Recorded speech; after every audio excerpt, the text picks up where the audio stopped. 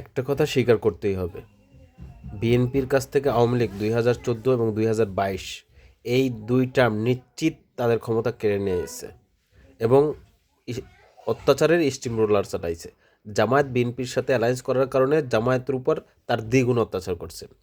যেহেতু বিএনপি বড় দল, সেহেতু বিএনপির এবারের ক্ষমতায় থাকাটা তাদের রাজনৈতিক অধিকার।